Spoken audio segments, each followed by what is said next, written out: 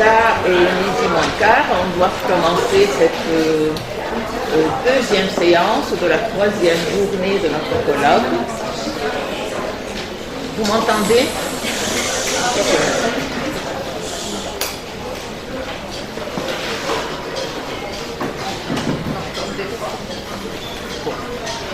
Donc c'est la deuxième séance du troisième jour déjà de notre colloque. Une séance qui s'annonce très dense et très riche et qui porte pour thème l'adaptation comme phénomène transmédiatique. C'est ouvert.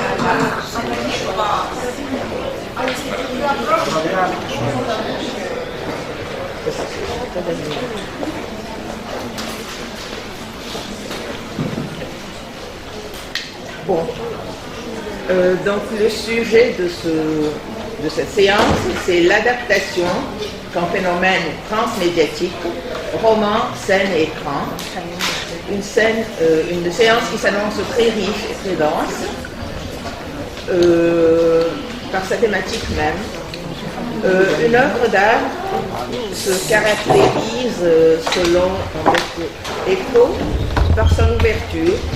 Elle contient des potentialités multiples de sens. Elle renferme diverses interprétations possibles. Elle est susceptible aussi d'être transférée d'un code à l'autre.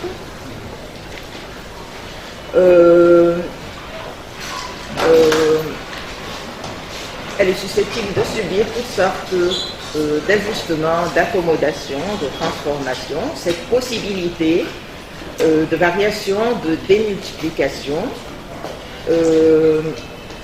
cette transposabilité, cette convertibilité de l'œuvre artistique, appelée aussi transmédialité ou transgénéricité, est l'objet de cette séance qui va nous permettre d'envisager des transferts et des passages différents, des recoupements possibles entre roman et cinéma bien sûr, mais aussi roman et feuilleton, théâtre et séries télévisées, comédie musicale, version cinématographique et texte romanesque. Une séance donc qui s'annonce très riche par les multiples questionnements qui nous intéressent sur cette notion polyvalente et polymorphe d'adaptation. Dans cette séance, nous avons 4 intervenants à qui je demande justement de respecter les délais temporels qui nous sont impartis. Donc 20 minutes pour chaque intervenant. Bon, notre premier intervenant, c'est monsieur Thomas Richard, qui va nous parler des adaptations et de la sérialité post-2011, Z et prison de femmes.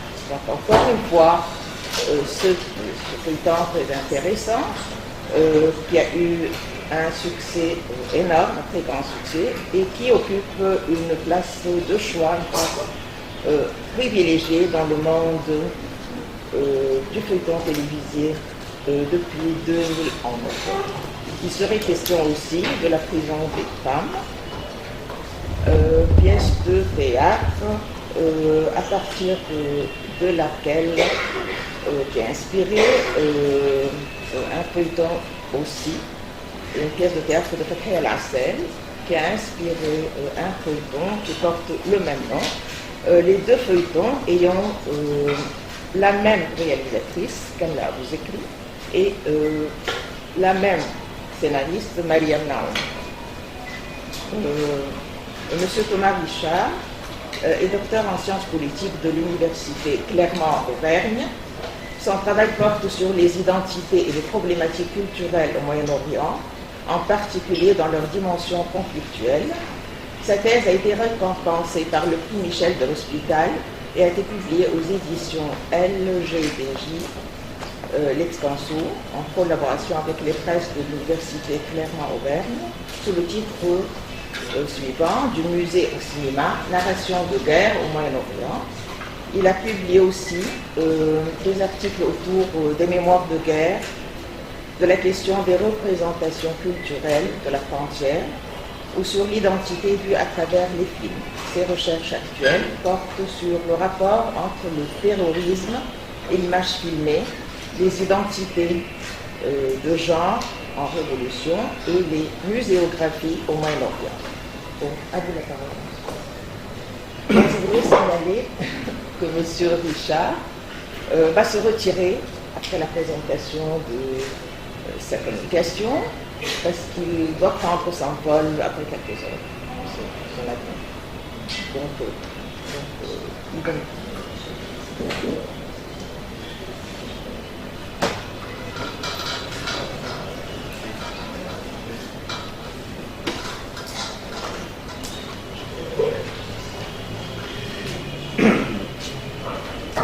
Bien.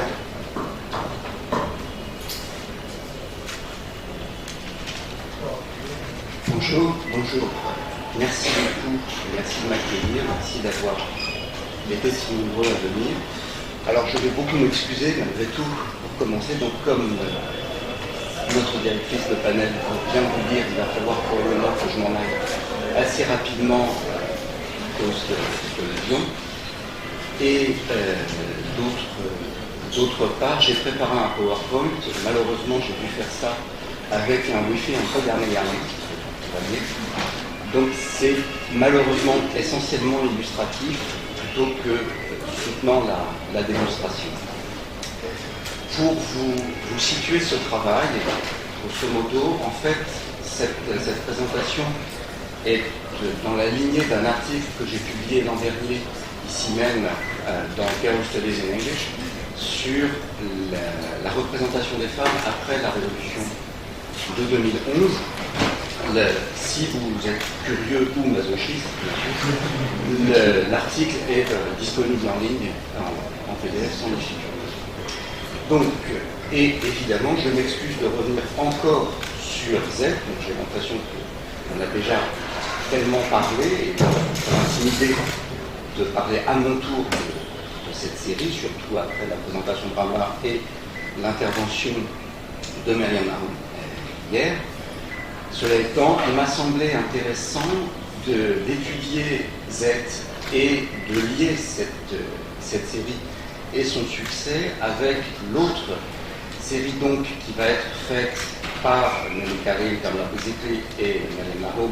On va retrouver la même équipe, on va retrouver le même format de narration avec Segna Nessa, qui elle aussi est une série qui a beaucoup attiré l'attention, qui a été un succès critique, un succès public. Et l'interrogation qui est la mienne autour de cela, c'est comment est-ce que ces deux séries vont pouvoir être considérées comme un même ensemble. En fait, comment elles peuvent être vues comme répondant chacune à leur façon à des problématiques qui sont profondément liées et que, à mon sens, on doit comprendre dans le contexte post-2011. Et d'autre part, interroger, dans la mesure du possible, le phénomène de l'adaptation, mais dans ce cas-là, et c'est aussi la particularité de ces deux adaptations-là, dans des adaptations sérielles. C'est-à-dire qu'on va prendre d'une part un roman, d'autre part une pièce de théâtre, l'un et l'autre également reconnus, mais on va utiliser ce format qui est la série télévisée, en l'occurrence la série télévisée telle qu'elle est pratiquée en Égypte, avec des systèmes d'une trentaine d'épisodes, chaque épisode durant 45 à 50 minutes, génériquement compris. Les génériques sont en général très longs, de 4 à 5 minutes à chaque fois. Et en fait, l'enjeu que ça pose de faire une adaptation, et l'intérêt de ce format, en particulier pour ces deux œuvres, qui vont amener en fait à faire quelque chose qui, à mon sens, est particulièrement intéressant, à savoir une adaptation, mais une adaptation au sens le plus noble et le plus complexe du terme, puisque Z, comme prisons de femmes ont été profondément transformées, profondément remaniées de façon à être adaptées au format sériel, mais en même temps sans trahir l'œuvre, simplement en lui donnant un nouveau sens, en l'offrant de nouvelles possibilités et en explorant les possibilités que justement la série permet de développer. Et ça aussi, ça me semble d'autant plus intéressant, étant donné que le format série est certes quelque chose qui est peut-être un peu moins noble que l'adaptation filmique, c'est encore quelque chose qui est un petit peu regardé de haut. Cela étant, le travail qui a été réalisé sur ces deux œuvres me semble particulièrement intéressant, justement dans l'exploitation des possibilités de la série. Et il me semble qu'on n'aurait évidemment pas eu le même résultat si les deux œuvres étaient adaptées, même si les budgets auraient peut-être été un peu plus importants, mais qu'il y a des possibilités justement à la série d'offres et que le film n'aurait pas pu permettre de voir. Donc, Z, d'un côté, que vous voyez là, début de la série avec Abdelmejid, of course, à côté d'elle, et ses parents en fond, et de l'autre côté, trois des héroïnes principales de Prison de femmes, donc Talal, Ralia et Ella, qui vont être celles du milieu, Ralia, d'abord gardienne de la prison, puis prisonnière elle-même, tandis que ces deux compagnes sur cette photo, elles étaient emprisonnées, l'une dans le cadre de la répression du proxénétisme et l'autre pour avoir tué la fille de sa patronne. Là où il me semble que ces deux œuvres sont alliées justement aux problématiques qui sont issues de la Révolution, c'est qu'on a affaire à du travail qui s'inscrit dans un courant assez complexe et assez délicat de volonté de redéfinition de la représentation de la femme après 2011 dans le paysage audiovisuel égyptien et face auquel la réalisatrice et l'équipe qui l'accompagne ont tenté d'apporter des réponses qui soient originales, si j'ose dire, puisque vis-à-vis de la Révolution et de ses suites, il y a deux écueils principaux qui se posent aux réalisateurs. C'est d'une part que la participation des femmes aux manifestations et dans le processus qui a conduit à la chute de Hosni Moubarak a été extrêmement remarquée. Elle a été extrêmement couverte médiatiquement et scientifiquement, à ceci près que l'écueil énorme qui se dresse devant les réalisateurs et réalisatrices, c'est qu'il va falloir justement intégrer cette dimension dans leur travail, mais en faisant attention d'une part à ne pas offrir une vision qui soit segmentaire du peuple, et justement un des enjeux de ces adaptations, c'est de proposer une vision qui soit unifiée et ne pas tomber dans une forme de ce qui serait du féminisme orientaliste et de mettre au pinacle la question des femmes pour finalement ne s'occuper que de ça, répondre éventuellement à ce que peut rechercher ou ce que peut vouloir voir une partie du féminisme en Europe ou aux États-Unis, mais qui ne correspond pas fondamentalement à ce qui a été ressenti et surtout à ce qu'on veut montrer. Donc, arriver à éliminer ce phénomène de segmentation. D'autre part, et un écueil également majeur qui va se poser, c'est que avec la Révolution se pose aussi la question de vouloir dire nous ne pouvons plus faire du cinéma comme avant. Nous ne pouvons plus faire de la série comme avant 2011, comme avant la chute du régime, et ce, d'autant plus que, en jouant sur les autorisations de tournage, en jouant sur l'image à l'étranger, etc., la cause des droits des femmes et l'enjeu de leur représentation avaient pu être appropriés par le régime tel qu'il se présentait, dans une certaine mesure, comme défenseur de ces droits. Et donc, il va falloir montrer une partie de du mensonge que pouvait représenter cette défense prétendue par le régime précédent des droits des femmes, et d'autre part, compte tenu aussi de cette présence massive des femmes dans les manifestations, on se dit, bon, le cinéma égyptien et le monde audiovisuel, de façon générale, ont une tradition qui est extrêmement longue, extrêmement puissante, de représentation de personnages féminins très forts, très marquants, très importants. Oui, mais et maintenant, qu'est-ce qu'on fait? Et qu'est-ce qu'on fait en évitant de tomber dans l'orientalisme, même bienveillant? Qu'est-ce qu'on fait aussi pour éviter de tomber dans des archétypes? Et ça, du point de vue filmique, c'est aussi quelque chose qui va se poser, puisque la difficulté derrière cela consiste, dans certains cas, à représenter des personnages, oui, sauf que ce sont des métaphores de l'Égypte, et qu'on retrouve l'image de la mère Égypte, qui est un personnage féminin dans la mythologie nationale, et dont vous avez une représentation à quelques dizaines de mètres d'ici, à l'entrée du restaurant universitaire, dans le monument qui célèbre la participation des étudiants à la libération nationale. Et dernier gros point, dernier gros problème qui va se poser, c'est d'arriver, et c'est aussi en cela que ces deux séries, à mon sens, doivent vraiment être vues ensemble et entrecroisées, c'est l'enjeu social. C'est-à-dire de aussi, sur ce plan-là, éviter une segmentation de l'Égypte et de proposer un regard qui soit sur le monde égyptien, sur la société égyptienne, mais justement en évitant de couper cette société.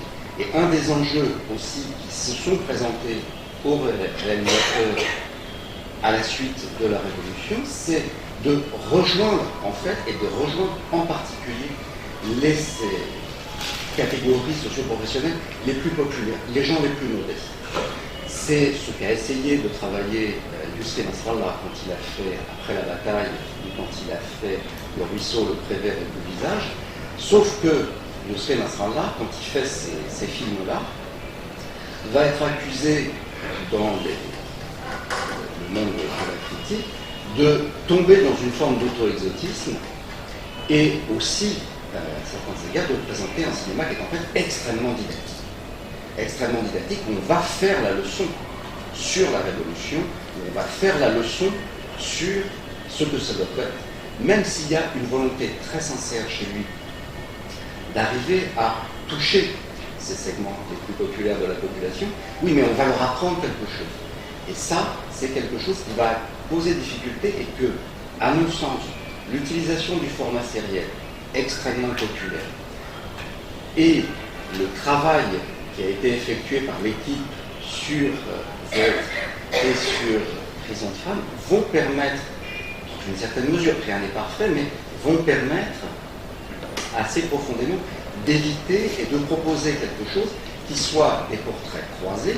Alors là, il y a moins de surprise, étant donné qu'on va avoir effectivement, comme le disait Varna, des portraits qui sont des portraits de l'Égypte et des portraits de femmes, mais en liant les deux et en prenant les différentes dimensions qui sont offertes par ces deux séries, de façon à avoir des portraits qui soient extrêmement développés et surtout, ce qui va être une de leurs grandes qualités, un de leurs principaux atouts, ce sont des portraits qui sont très nuancés.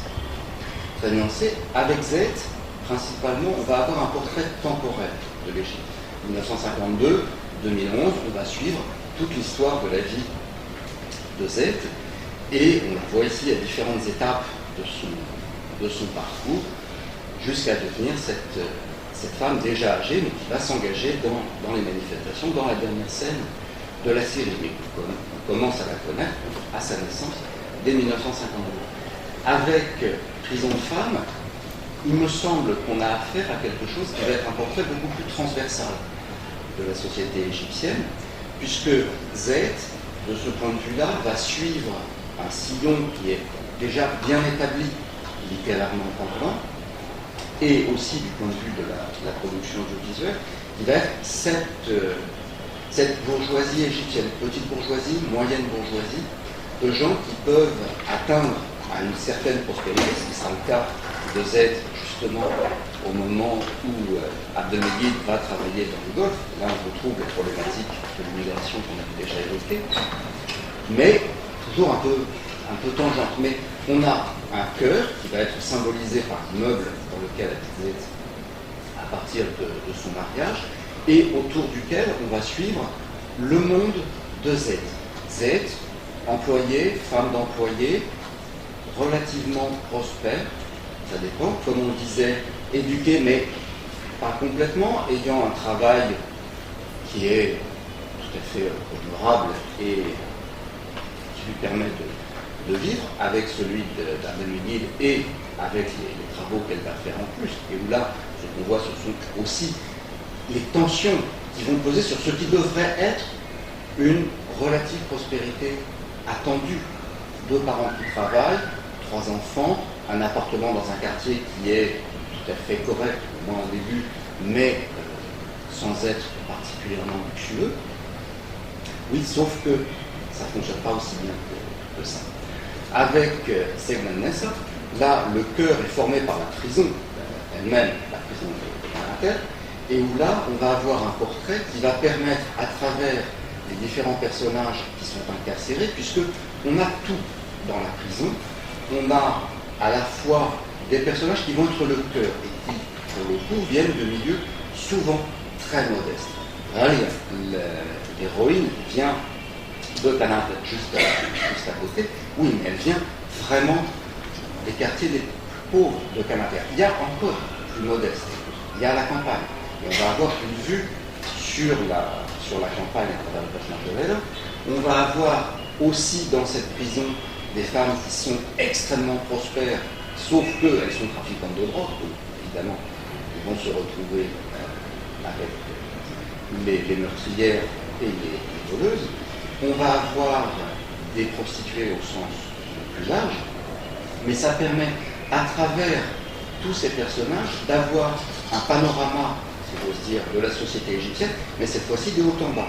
Depuis des gens qui vont être, même si c'est pour des raisons criminelles, mais pas seulement, on a aussi du détournement de fonds, ce qui est une criminalité peut-être un peu moins scandaleuse que le trafic de drogue, encore peu, et jusqu'à des gens qui viennent de la campagne et qui sont arrivés en ville tout récemment, justement pour travailler comme hommes. Donc c'est en ça qu'il me semble qu'il faut aussi voir les deux ensemble et de cette façon-là arriver à voir ces panoramas qui vont être croisés de la société égyptienne et de faire les liens entre tous ces personnes. En fait, on a des fils qui se tissent entre eux, entre Z et tout son entourage, qui permet de voir temporellement et comment à chaque époque va correspondre une évolution, et d'autre part avec les personnages de Segna Nessa, et donc de suivre leur parcours, mais là on a quelque chose qui va se former en cercle autour de la prison.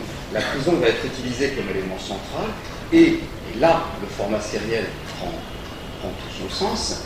On va en fait avoir des parcours autour de la prison, avec des gens qui rentrent, qui sortent, qui reviennent, et qui permettent en fait de suivre ces différents personnages, à mon sens, de façon beaucoup plus nette que ne l'aurait permis un film, puisque compte tenu de ce que je viens de dire, on va voir des films qui, même s'ils sont centrés à chaque fois sur un personnage essentiel, vont tout de même avoir une dimension chorale.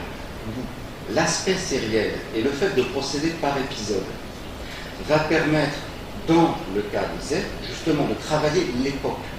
Ce qui a été justement rappelé à travers ces chansons, à travers ces images d'archives, et de façon à suivre, là, par rapport au roman, on va introduire une linéarité qui est beaucoup plus grande. Cela étant, ça permet aussi de suivre, mais comme ça, on a une époque, un épisode et une forme de clôture. Et on avance.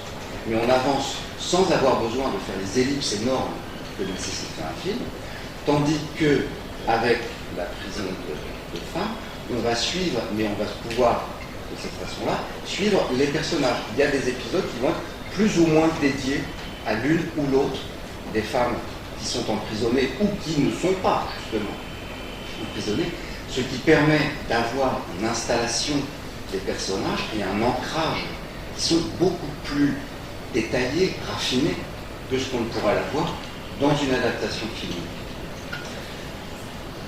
Voilà le mariage de Z. Et un des aspects justement qui va être permis et qui est le plus intéressant, alors j'ai pris bien sûr Abdelmejid, celui que nous aimons tous, pour illustrer cela, c'est que on va pouvoir faire évoluer. Et c'est en ça que je parlais véritablement d'adaptation au plein sens du terme pour ces séries, étant donné qu'il va y avoir un travail extrêmement développé qui est fait sur le scénario, sur la mise en scène, de façon à, cette fois, faire de ces séries des objets artistiques puisants dans les œuvres dont elles sont issues, mais qui en sont véritablement une adaptation, et non pas simplement, ce que j'ai malheureusement fait avec ce PowerPoint, une illustration. Ça a été noté, et moi aussi je l'ai ressenti au moment où j'ai regardé la série. Quand on voit Z, on va avoir cette coupure à peu près donc à l'épisode 18, et qui correspond au changement de réalisateur. Et qui correspond aussi à une façon de filmer, non pas que ce qui est après soit moins bon, on reste toujours dans quelque chose qui est extrêmement intéressant et qu'on suit avec plaisir, sauf que là, à partir de ce moment-là, on a de moins en moins de matériaux, puisque le roman en lui-même s'arrête avant, il faut inventer, et que la façon de filmer, je pense que c'est ça qui a aussi occasionné ce sentiment de rupture, c'est on touche davantage à une illustration, en l'occurrence plutôt une illustration des épisodes, des événements, avec un dispositif qui est, j'aurais tendance à dire, peut-être appauvri par rapport à ce que l'on peut voir dans le début de la série, où on a, dans cette fin de série, en fait, un usage massif de la télévision comme objet qui permet de faire avancer, où Z et sa famille vont regarder un événement qui va, à leur tour, chez eux, provoquer des réflexions, et à ce moment-là, permettre de faire développer l'épisode et chaque époque. Là où il y a sans doute une nuance vis-à-vis des premiers, c'est aussi que ce que les premiers épisodes ont très bien travaillé, et qui est un retravail en fait de la dimension présente dans le roman, c'est l'objet. Z, c'est une série d'objets, très profondément, où on va avoir chez Sonal Library et transformé par l'équipe qui a adapté l'œuvre, une focalisation sur des objets témoins de l'époque, témoins du problème que Z et sa famille vont rencontrer et auquel ils vont être confrontés avec une adaptation. La boîte de tomates du roman devient une boîte de lait en poudre périmée également dans la série, et c'est peut-être aussi ça qui va manquer dans les derniers épisodes. On n'a plus cet objet témoin, la machine à coudre, les bocaux de cornichons, la boîte de lait périmé, etc. Mais c'est en fait un des aspects aussi qui est important dans ces séries, c'est ça, cet enjeu de la matérialité, c'est de rendre présent. Et l'adaptation sérielle, en l'occurrence, va permettre de donner corps, donner chair, ce sur quoi je reviens tout de suite. Pourquoi j'ai pris Abdelmejid ici? C'est aussi parce que quand je dis adaptation, c'est que va avoir avec Abdelmejid, parce que c'est lui qui est le plus emblématique de ce point de vue-là, on a une transformation des personnages. Z, comme ça a été dit, est un personnage qui est beaucoup plus actif, beaucoup plus volontaire, beaucoup plus participant dans la série, mais ça n'est pas la seule. On a toute une galaxie de personnages qui sont souvent esquissés ou absents du roman, qui à ce moment-là prennent une importance d'autant plus grande, et on va se permettre, et là on peut vraiment l'adaptation, de les faire évoluer. Abdelmejid qui commence comme caricature, soyons honnêtes, l'Égyptien grassouillet avec ses chaussures pointues, son parfum qui sent et ses cigarettes de luxe, va se transformer. Il va se transformer et il va devenir, au fur et à mesure du temps, à travers les épreuves, à travers les migrations, la perte de son travail, l'inquiétude pour sa famille, la maladie, la prison, il va se transformer. Et on va avoir un Abdelmejid qui de caricature devient en fait extrêmement proche du père de Z, elle-même à l'origine, et qui est transformé à ce moment-là en personnage éminemment respectable et sympathique, qui s'inquiète, comme vous voyez sur la dernière image, quand sa fille est arrêtée. Donc une vision qui va être celle de la famille, des époques à l'université, avec ces moments, et d'autre part des portraits qui vont être ceux de portraits, on va dire, de femmes, mais, et c'est là aussi, il me semble, qu'on va avoir un travail extrêmement nuancé qui porte sur ces deux objets, c'est que, justement, Kama Bouzekre, Marlène Nahom et Nelly Kaïk, et puis toute l'équipe qui les accompagne, vont faire extrêmement attention à ce que, dans une série comme dans d'autres, d'abord, les hommes ne sont pas exclus, même si ce sont des portraits de femmes. Prioritairement, Abdelmejid évolue beaucoup, comme je viens de dire, il est loin d'être le seul. Et on a aussi, bien sûr, toute une galaxie de femmes et d'hommes qui vont tourner autour des femmes de la prison. Et ce qui est recherché également, c'est d'articuler systématiquement l'aspect social, l'aspect genré. D'articuler également très soigneusement les personnages et de ne surtout pas, comme on disait justement, en faire des archétypes. Un des acquis, il me semble, de ces séries et de force, c'est d'avoir travaillé des portraits de telle façon à ce qu'on travaille avec des références qui sont archétypales. Oui, mais on en fait des portraits qui sont extrêmement nuancés. Ce n'est pas la femme opprimée ou la prostituée ou la baronne de la drogue ou etc. On va faire à chaque fois le portrait de Z, de Aziza, de Ralia, de Reda, etc. Où c'est non seulement devenir citoyenne, comme le disait Ramla, mais j'irais peut-être encore plus loin, c'est dans ce cas-là d'objet de cinéma, de devenir un sujet, et un sujet à part entière, un sujet qu'on ne va plus identifier par sa fonction, féminine ou sociale, mais par son nom. Et la fonction féminine, masculine et sociale, elle va découler après de ce nom. C'est là que va être la nuance, et c'est là, je pense, qu'est une des grandes conquêtes de ces séries. De telle sorte que on va suivre ces personnages dans leur milieu progrès. Ici, vous avez ça, le mari de Ralia, qui est un personnage très antipathique, mais qu'on va comprendre. Et je terminerai là-dessus. Ce qui me semble aussi intéressant, c'est que, voilà, on les voit en contexte sans caricature. Frappé à la vision de ces séries, c'est aussi une certaine forme de tendresse qu'il peut y avoir dans les deux séries pour les personnages, beaucoup plus, par exemple, que dans le roman de Sanala Ibrahim, où, avec un sous-texte politique qui est très fort dans Les Ondes Femmes, mais qui est éloigné en fait de la pesanteur, si j'ose dire, de la pièce politique des années 80, le langage des années 80 qu'on pourrait avoir. Là, on va avoir de la tendresse, on va avoir de l'affection, et pour ces personnages, ils peuvent être drôles, ils ne sont pas ridicules. Et même pour les pires, si j'ose dire, les personnages les plus antipathiques, il y en a, on les comprend. On les comprend, on est proche d'eux. Et c'est quelque chose qui va permettre à ce moment-là de dresser ces portraits et de développer autant que possible les personnages. Donc, au final, je dirais, ce sont des séries qui permettent de montrer aussi que l'on peut être extrêmement exigeant vis-à-vis du matériau d'origine et vis-à-vis du public, l'air de rien, puisque le succès a été au rendez-vous, et lui proposer quelque chose, même sur un format ultra balisé, celui de la série, pour faire réfléchir aussi sur ce plan-là. Et je vous remercie.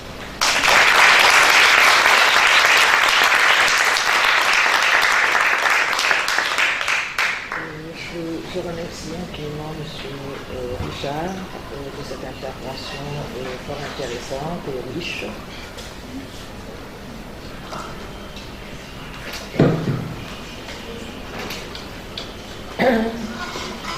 Je le remercie donc pour cette intervention assez riche.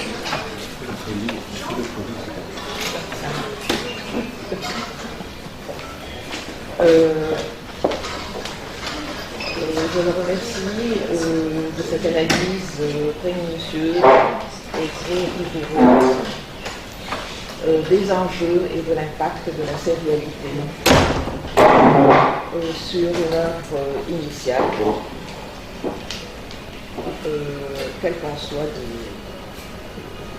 le niveau, œuvre romanesque ou théâtrale. La mise en feuilleton permet en fait, par le processus même d'étirement des épisodes, de l'allongement par épisode, de développer davantage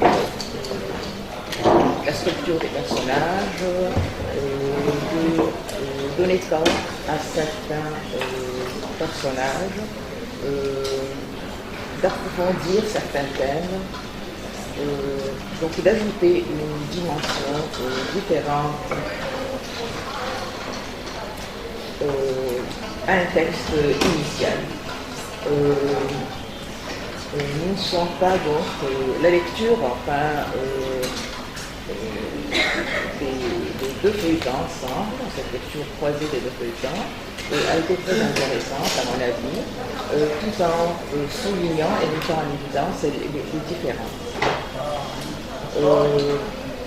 La mise en feuilleton, donc le format sériel, favorise le développement psychologique et l'approfondissement des portraits.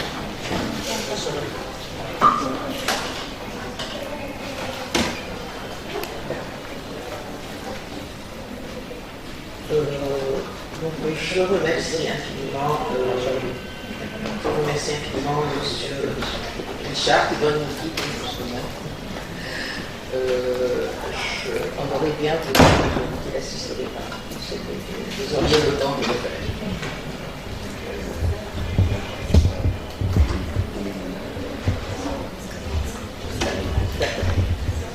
Donc, M. Richard va laisser son aide à toute personne qui voudrait le contacter. Bon, nous passons à la deuxième intervention, celle de ma collègue et mon amie, Heidi Zaki, de l'Université du Caire. Sa communication s'intitule De la comédie française à l'écran égyptien, le cas de l'école d'État. Donc, il s'agit d'une adaptation théâtrale ou cinématographique d'une œuvre théâtrale. Bon, Heidi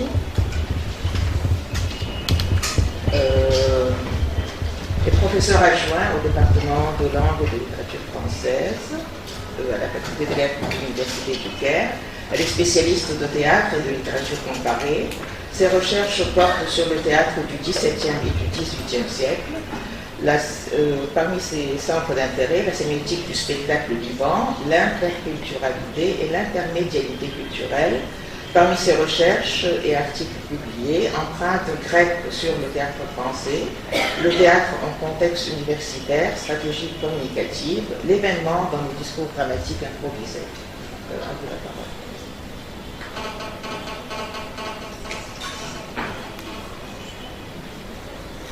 Je vais commencer par remercier Salma Moubarak et Ramia Saoui de m'avoir fourni des références et de m'avoir donné des conseils et des remarques utiles pour la recherche.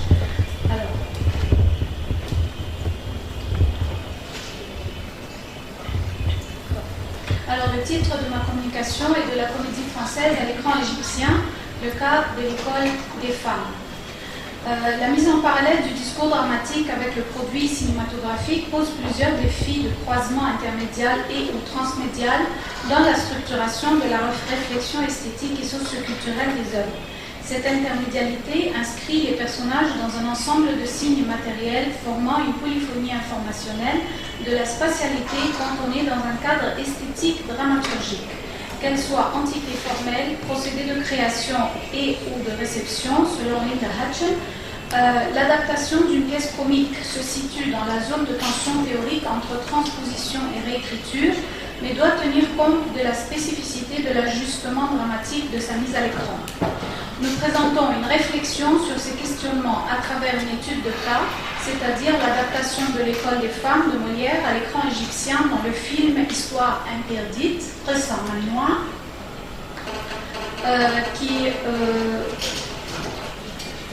qui a le mérite de fournir des données permettant de travailler sur le processus de réappropriation comme procédure d'importation, et dans notre cas c'est l'égyptianisation, qui, selon André Elgo, est repérée en inspectant la présence d'un espace d'intersection entre l'univers culturel des deux œuvres. Pour mieux comprendre ce processus dans le film égyptien, nous ferons une analyse ponctuelle de quelques séquences qui soulignent l'écart entre l'intention originale de l'œuvre dramatique et les moyens propres inspirés de la culture cible.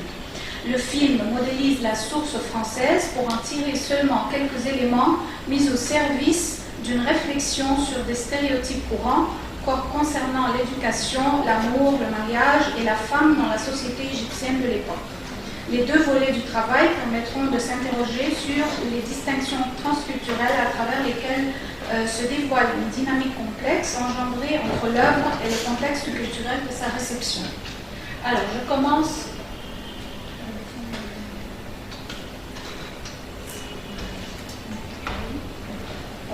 Je commence, comme dans le plan, par un cadre historique rapide. La littérature française classique constitue pendant le XXe siècle une source dominante d'inspiration pour les cinéastes égyptiens.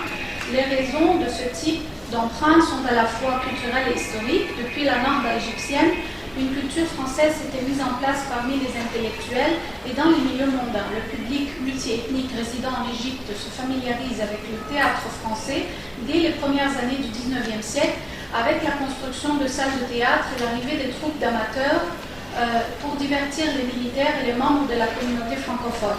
Le développement de la culture égyptienne se poursuit sous le Khedive Ismaïl, qui invite des comédiens français pour animer les festivités de l'inauguration du canal de Suez en 1869, puis pour meubler les soirées de la cour khediviale. Évidemment, je dis les choses rapidement, je n'entre pas dans le détail.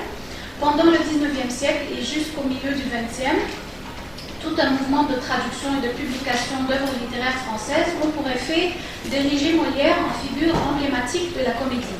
Ces pièces sont adaptées et jouées régulièrement par les grandes troupes et garanties au théâtre de faire salle comble.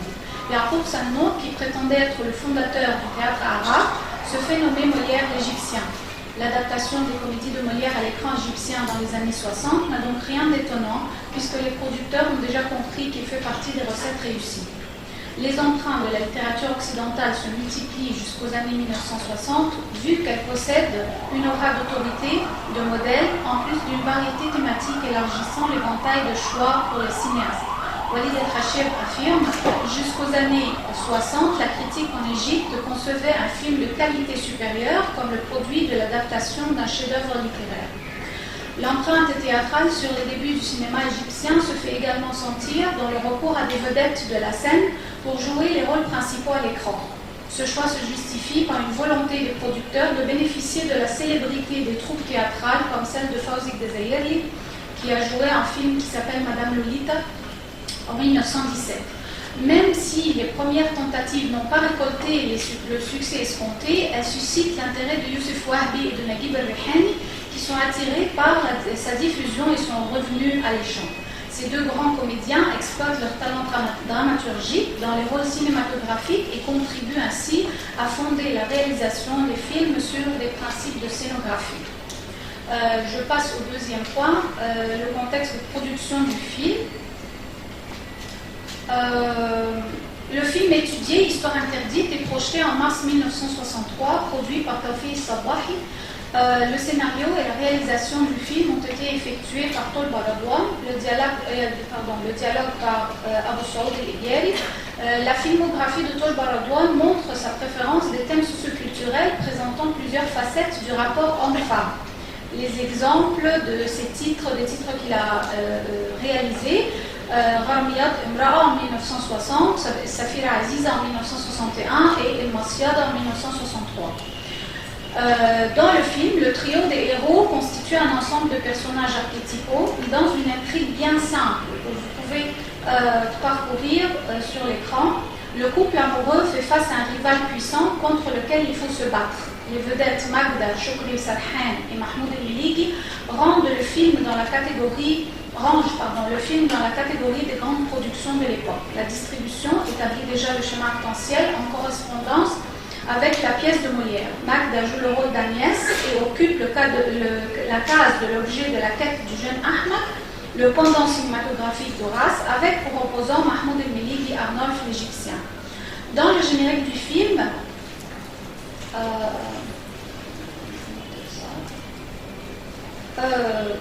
la source clairement indiquée, la pièce de l'école des femmes, accorde une caution de qualité en affichant l'appartenance à un patrimoine dramatique prestigieux et suppose que la pièce d'origine est déjà connue par le public. Elle produit un lien d'hypertextualité selon Genève et prépare le récepteur de la comédie au film qui pourrait justifier quelques invariants repérés dans les deux œuvres et prépare le récepteur à des ressorts comiques bien ancrés dans sa mémoire.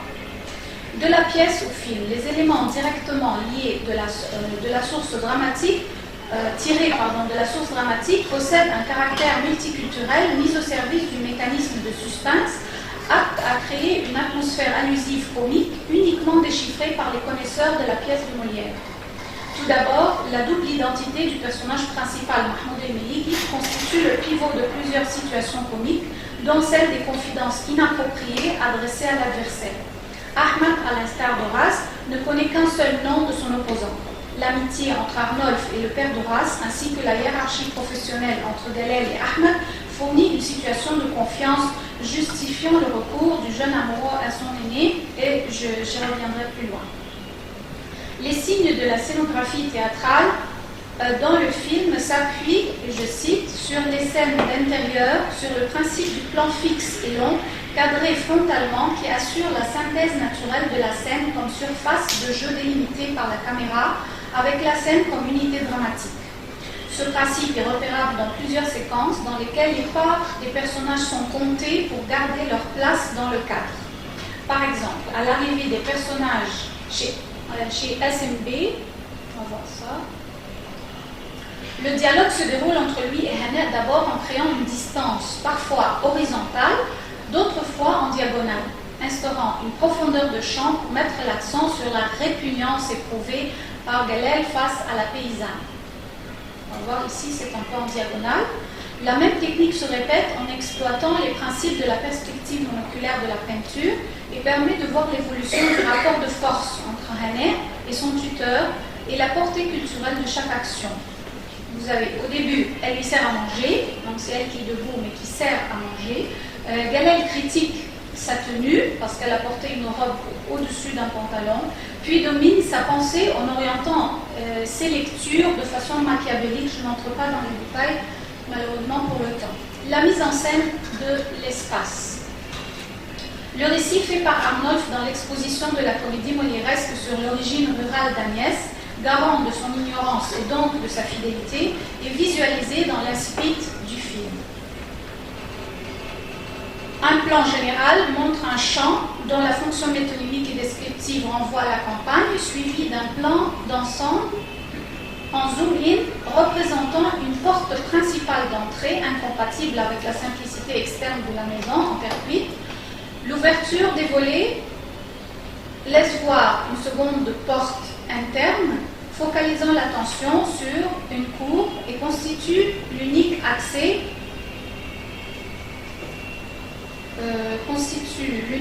à une troisième porte qui nous introduit chez l'héroïne Hannah. L'ouverture successive de ces trois portes, filmée en plan frontal et allant progressivement de l'espace ouvert au fermé, accentue le caractère réservé et enfermé de l'univers de l'héroïne. On va voir, ça c'est la troisième porte qui va s'ouvrir sur la scène de début.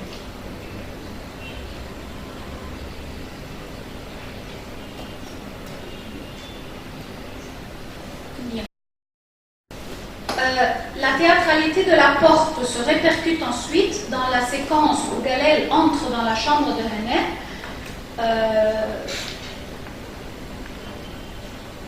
et où Ahmed, qui était avec elle,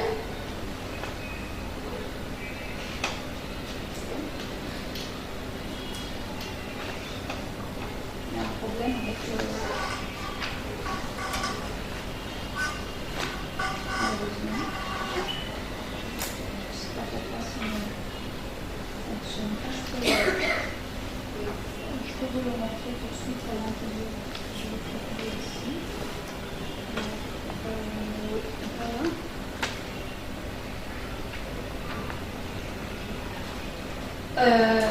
Lorsque Galel entre et Ahmed qui était avec elle se cache derrière le volet ouvert.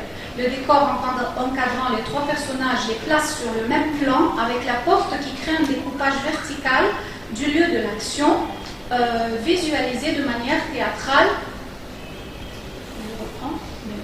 Visualisé de manière théâtrale et devient une ligne de démarcation picturale entre les personnages, une sorte de split screen, empêchant Galel de voir Ahmed et met en relief le conflit entre les deux rivaux, rendant la scène à la fois comique et inquiétante. Comique parce qu'elle ridiculise Galel qui doit subir les conséquences de ses conseils à Ahmed, inquiétante parce que la porte qui sert de bouclier protégeant Ahmed tremble entre ses mains et symbolise la fragilité de l'amour naissant entre Haneh et le procureur de sa liberté.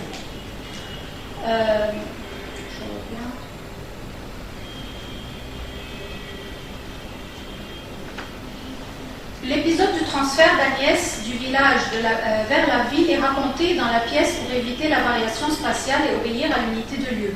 L'absence de vraisemblance historique encadrant l'événement le rend intemporel et le transfert par analogie dans un monde merveilleux semblable à celui des contes traditionnels. Dans le film, un plan d'ensemble préfigurant le voyage montre le passage rapide d'un train, le décalage entre le mode de vie rural et citadin auquel quelques allusions ont été faites au début par les paysans se déclenche dès le début du voyage à l'intérieur du train avant même d'arriver en ville. Un portrait effrayant chargé des stéréotypes négatifs reflétant le regard craintif des villageoises vis-à-vis des citadines. Vous avez les Kérotes qui côtoient Haneh et sa suivante. Elle porte des robes et des jupes courtes, l'une d'elles fume et apprécie dans un magazine un bikini qui laisse l'héroïne effarée, dont les vêtements font un contraste flagrant avec le dénuement du mannequin dans la photo. Le réalisateur a recours à la technique théâtrale de la partie pour permettre à Bahia, la suivante, de se moquer du maillot de bain en présence des compagnes de voyage. Cette séquence théâtralisée s'oppose à celle qui montre les détails de la ville du Caire. Le mouvement panoramique de la caméra allant de droite à gauche, prenant la forme d'un demi-cercle, a pour effet de marquer l'immensité et le modernisme de la ville par opposition au village, où la caméra se focalisait sur l'intérieur emprisonnant des personnages villageois. Elle fait écho au plan panoramique en mouvement de gauche à droite, je ne l'ai pas mis ici, faisant le balayage de la villa reculée à Héliopolis, choisie par Galel comme lieu protecteur de Haneh, sans oublier la symbolique prémonitoire de quelques toponymes comme la rue El Ahwel à Héliopolis. El Ahwel signifie les horreurs, lieu de rencontre entre Ahmed et Haneh après le premier déménagement. La séquence introduisant la seconde villa de Mataria se présente à travers, comme vous le voyez, à travers le pare-brise de la voiture. Et donc, elle cherche à nous enfermer dans un cadre restreint du point de vue interne géré par l'œil du personnage de Galel. Je passe ensuite à la dernière séquence. La notion de profondeur de champ permet d'emprunter au théâtre aussi une scène shakespearienne connue, Roméo et Juliette, ou de Rostand dans Cyrano de Bergerac, de la femme aimée placée au balcon avec le jeune soupirant debout dans l'acte. Ahmed est filmé en contre-plongée, admirant Haneh qui fait semblant de ne pas le remarquer. Cette séquence est recadrée par les arbres, signe romanesque propice à l'atmosphère amoureuse, créant un système de cache, d'après Charles Tesson, dont la fonction est d'entériner la détermination d'Ahmed à déclarer son amour à Haneh. Le film exploite la même technique pour rétablir le contact entre les deux amoureux. Ahmed jette une boule de papier portant un message de rendez-vous amoureux.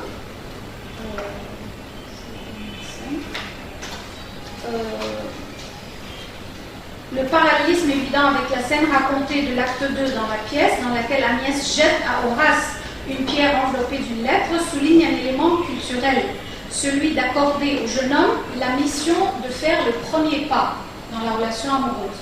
La réaction de l'héroïne est elle aussi culturelle.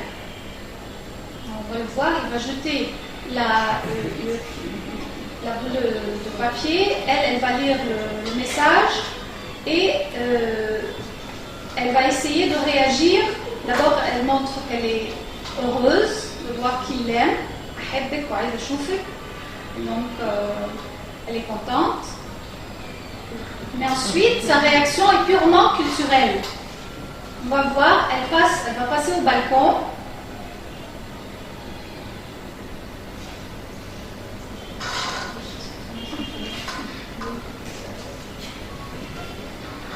Elle va passer au balcon et elle va déchirer le message de manière très théâtrale pour marquer qu'elle n'est pas une fille facile. Ce qui incite Ahmed à escalader la tuyauterie et à affronter directement la jeune fille. Le dénouement du film présente également une analogie avec celui de la pièce. Le jour de son mariage avec Galel, Hana prend la fuite. Elle trouve Ahmed qui l'amène au bureau et demande à son patron de la protéger, mais elle découvre que son protecteur est lui-même son bourreau. La surprise l'empêche de révéler à son fiancé l'identité de Galel, mais dans les deux cas, l'opposant est démasqué et éliminé, ce qui fait ressurgir le motif du confident inapproprié évoqué au départ. Je passe à ma conclusion. Du parcours des diverses formes de contact culturel entre l'œuvre molièresque et la société égyptienne se dégage l'engouement du public égyptien des ressorts de sa comédie transposée sur la scène et la compétence singulière des écrivains égyptiens à réinventer en réécrivant une œuvre controversée de sorte qu'elle soit bien reçue dans la culture cible. L'approche transculturelle a ouvert la voie dans l'analyse des séquences filmiques pour repérer les indices de théâtralité dans la mise en place du cadre spatial, aussi bien dans le décor des scènes d'intérieur que dans les scènes d'extérieur. Ces extraits illustrent le détachement du film du principe de fidélité ou de filiation à l'œuvre source, libérant la création dans le but de présenter une interprétation nouvelle des signifiés du rapport espace-temps dans lequel le trio traditionnel des personnages évolue.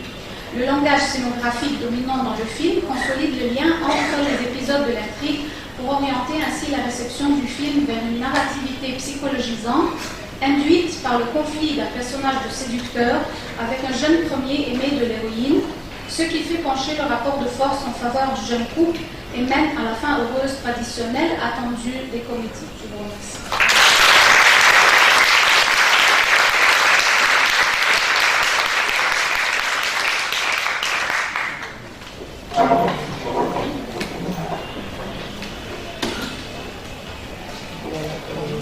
Merci Heidi pour cet exposé intéressant sur les lieux de convergence et de divergence entre la version cinématographique et la pièce théâtrale, ainsi que l'étude des zones de tension entre cette volonté de soumettre le texte au code cinématographique et la volonté de maintien d'éléments de théâtralité.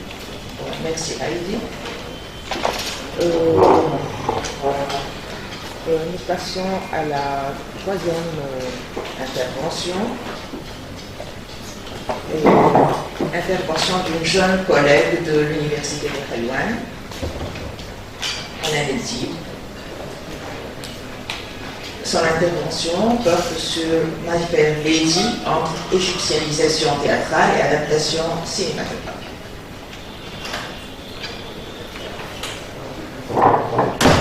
Bon, excusez-moi, je vais vous présenter. Hanan est maître de conférence au département de langue et de littérature française à l'université de Taïwan depuis 2013, année où elle a obtenu son doctorat et en pour titre l'image scénique dans le théâtre de Jean Genet entre le texte et l'écran. En 2008, elle a soutenu une thèse de maîtrise sur le théâtre de Jacques Probeau, école de l'équilibre entre l'absolu des valeurs et les techniques de la scène. Elle va nous parler donc aujourd'hui de l'égyptianisation de My Fair Lady entre donc la pièce égyptienne et l'adaptation cinématographique.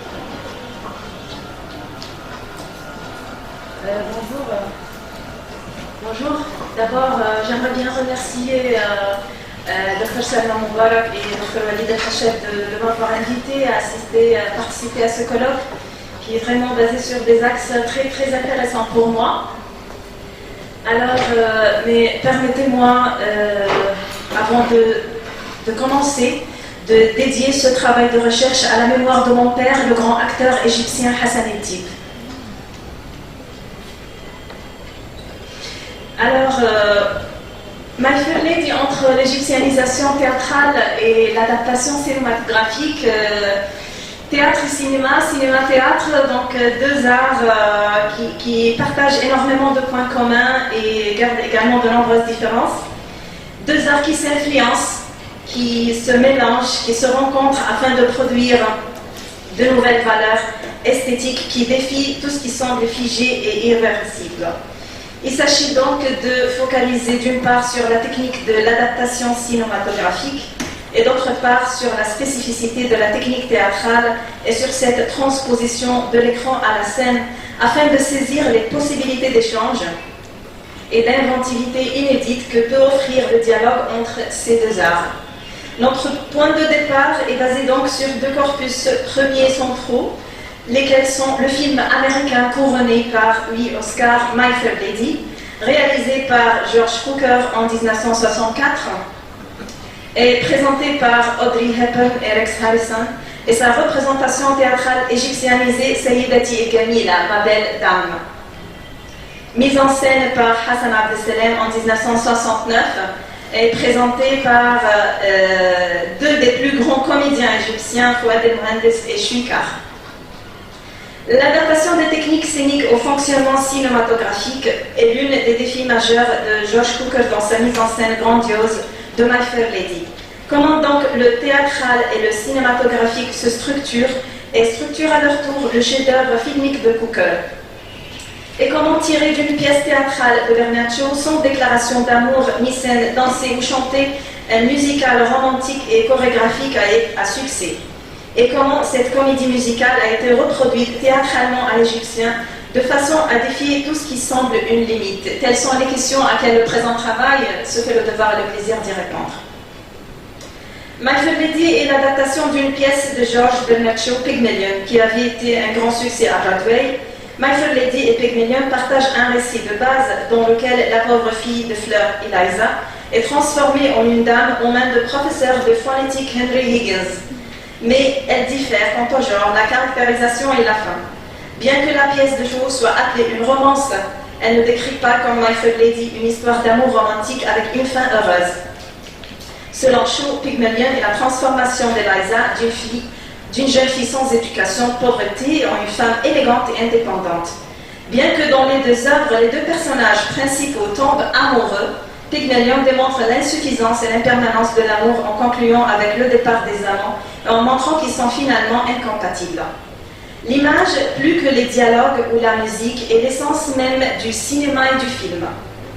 C'est avant tout à travers l'image que le réalisateur doit s'exprimer et communiquer avec le spectateur. L'image au cinéma n'est la plupart du temps pas statique. Avec les mouvements de caméra, on rentre dans le cœur du sujet. On touche à l'image. Avec les mouvements de caméra, le réalisateur fait passer un message ou créer une émotion particulière. My Fair Lady se déroule dans un nombre assez réduit de lieux dans lesquels Cukor multiplie l'échelle des plans, les angles de vue et les mouvements de caméra. Selon la place qu'occupe l'acteur ou le décor, il pourra faire dire à l'image des choses différentes. Tout dépend du sens de la scène. Chez Cukor, chaque plan a sa valeur scénique. Les plans d'ensemble sont souvent utilisés comme introduction ou comme conclusion d'un film, car ils permettent de situer le cadre de l'œuvre. Comme nous voyons sur l'écran, dans My Fair Lady, Cukor a utilisé le plan d'ensemble comme une sorte d'introduction au film. Ce plan dure assez longtemps pour que le spectateur puisse assimiler les informations que le réalisateur a voulu donner sur le décor, voire sur le lieu où était censée se passer l'action et qui oscille entre la rue et le marché des fleurs. Dans ce même cadre, Cooker s'engage également à introduire aux spectateurs un groupe de personnages héros, entre autres Eliza, Professor Higgins et Colonel Pickering. Analyser le jeu de l'acteur, c'est analyser non seulement de l'extérieur les mouvements corporels produits en vue d'une signification dépendante du texte, mais aussi la démarche intérieure de la pensée qui impose l'articulation de la gestuelle. Chez Cooker, les gestes ont une efficacité dramatique aussi importante que celle de la parole. Ce sont eux en fait qui ajoutent au texte une valeur expressive réelle. Dans My Fair Lady, Cooker se montre très exigeant dans ce domaine. Il a tendance à indiquer davantage des expressions corporelles qui devront être perçues par le spectateur et à focaliser avec une rigueur extrême les attitudes de ses personnages. Toute la gaieté de sa réalisation cinématographique est produite par la cristallisation des performances de ses comédiens. Chant, danse, gestes, mimiques, déplacements et leur rapport avec l'espace, les décors et les objets qui devraient déterminer l'univers scénique. Dans un plan moyen, encadrant dans la scène d'ouverture Eliza et les vendeurs des fleurs, chantant et dansant au sein de la rue, Cooker focalise sur le point de rencontre le plus important entre danse et chant. Toute la foule danse et chante sur un vaste trottoir et remarquablement l'aspect d'une scène de théâtre. Cooker nous a transportés avec flexibilité au monde de théâtre. Un monde qui va au-delà des codes établis par la technique cinématographique. Il dirige les comédiens de façon à jouer avec la rue et ses décors objets. Fleurs, paniers, chariots, fruits, légumes, tous les composants du lieu scénique entrent en jeu avec les personnages danseurs, chanteurs. Le lieu où se fait la danse se met alors à vibrer autrement. La caméra s'attarde d'une part sur ce trottoir scénique que Cooker lui attribue la fonction d'un plateau de théâtre, et d'autre part sur cette ambiance festive afin de souligner merveilleusement et rendre physiquement visible tout un ensemble de données permanentes du caractère d'Eliza. Dynamique, ambitieuse et optimiste, Eliza danse et chante Wouldn't Be Lovely en pleine vivacité. Les plans sont également beaucoup plus nombreux lors des scènes musicales, avec une alternance entre plans d'ensemble et plans rapprochés. La caméra bouge avec les personnages chanteurs, danseurs qui évoluent d'un lieu à un autre, d'un niveau spatial à un autre, avec simplicité et aisance. Cooker a opté pour cette diversité des plans afin de filmer les chorégraphies en une succession de plans fixes. Cette technique se voit notamment avec la séquence musicale de I Could Have Danced All Night. J'aurais pu danser toute la nuit. Cette valse rapide, chantée et dansée par Eliza et qui exprime sa grande excitation après une danse impromptue avec son professeur Higgins, ainsi qu'avec With a Little Bit of Luck, avec un peu de chance, chantée et dansée en pleine rue par Stanley Holloway, le père d'Eliza, en partenariat avec ses amis danseurs-chanteurs et qui illustre bien la pauvreté qu'il souhaite surmonter. Dans une autre scène, nous soulignons un exemple encore plus éloquent de cette importance des chants et des gestes chorégraphiés dans l'extériorisation des personnages. Une fois attaquée et punie par Professor Higgins à cause de sa paresse, Eliza ponctue la scène par une agressivité gestuelle et verbale excessive. Cette agressivité se cristallise par un chant qui forme avec les gestes illustratifs un tout homogène, assuré par un ton coléreux et orageux. Eliza rêve de se venger impitoyablement du professeur Higgins. Faute de pouvoir le faire dans la réalité, elle cherche une solution à son drame dans l'imaginaire. Eliza commence à chanter Just You White Higgins, juste tu as ton Higgins, sorte d'indignation et de refus du comportement de son professeur.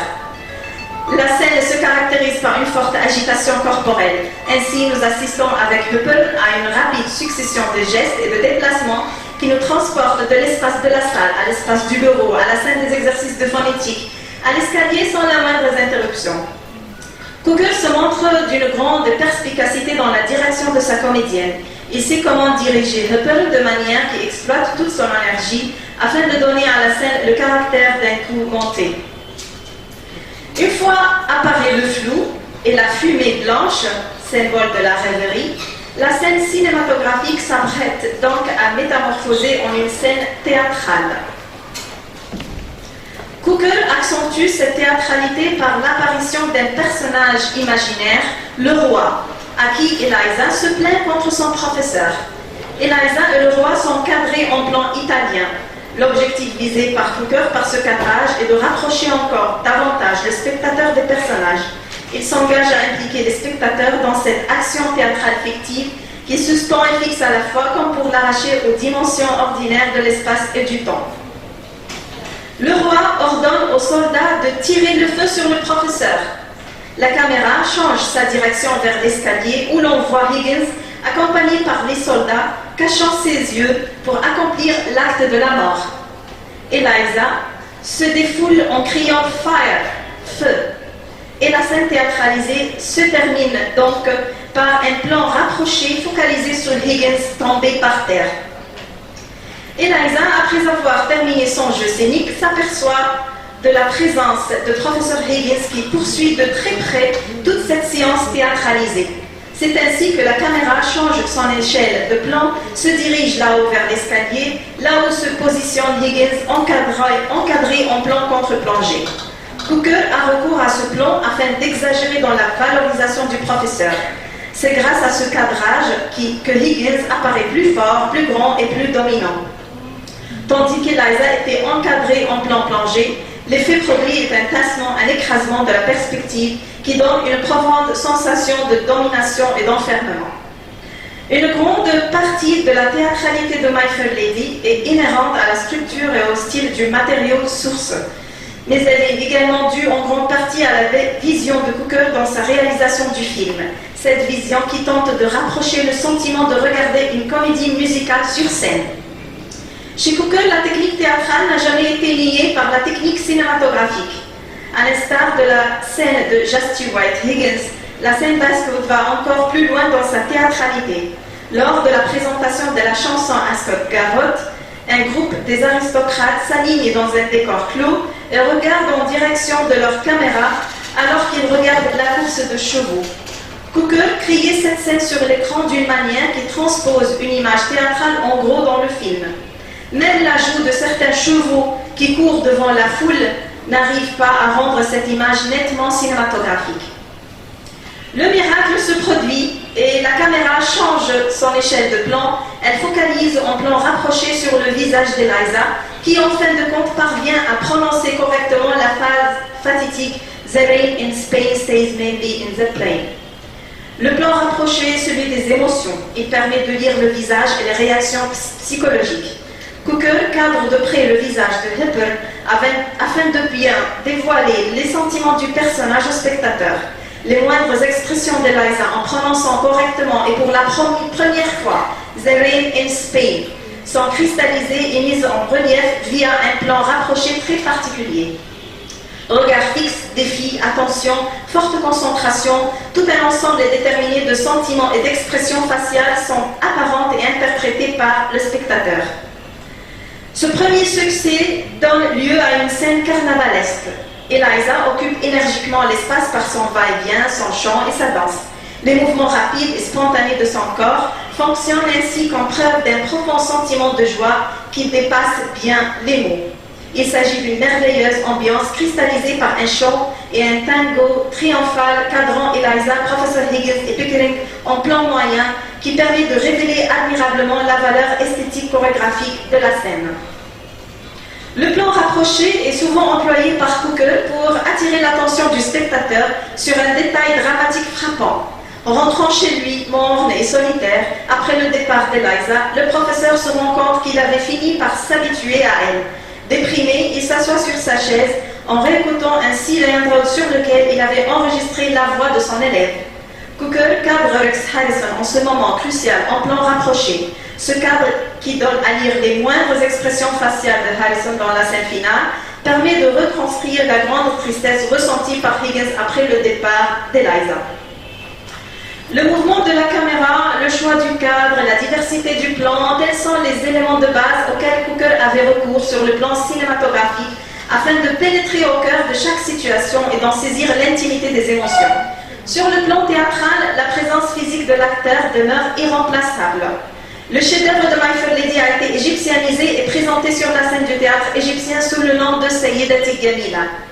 La pièce retrace l'histoire de Kamel el-Tarouti, l'expert de l'étiquette, qui veut faire de Soutfa, cette voleuse vagabonde, une femme aristocratique, pour la présenter au grand public de la cour d'Afendine. L'égyptianisation est évoquée dans cet article non pas comme une sorte de traduction fidèle à l'originaire, mais plutôt comme une sorte de réécriture.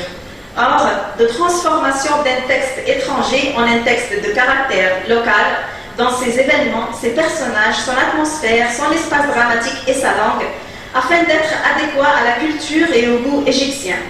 La technique théâtrale de Hassan Abdesselem dans la réalisation de Sayyidati Gamila va à l'encontre de l'école naturaliste, dont l'esthétique scénique s'intéresse de très près à la photographie de la réalité.